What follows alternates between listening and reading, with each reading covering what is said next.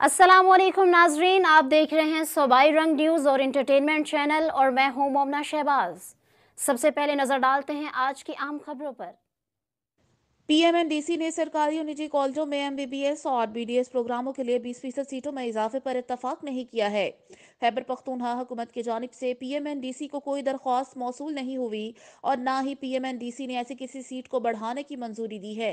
सूबाई और इलाकाई हुकाम पीएमएनडीसी से मुनासिब मंजूरी के साथ मेडिकल और डेंटल कॉलेजों में अपनी नशिस्तें बढ़ा सकते हैं, जो मुल्क का सबसे बड़ा रेगुलेटरी इदारा है। पीएमएनडीसी के पास डब्ल्यूएमएफई के साथ अपनी पहचान के आलमी वादों के मुताबिक एक मुकर्ररा मयार, कवायद व ज़वाबित और मयारात हैं।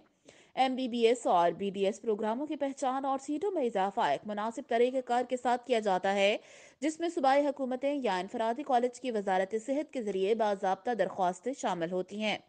पीएमएनडीसी एक कौमी रेगुलेटरी इदारा है और कानून के मुताबिक कोई सूबा आज़ादाना तौर पर काम नहीं कर सकता और ना ही किसी इजाफे का ऐलान कर सकता है।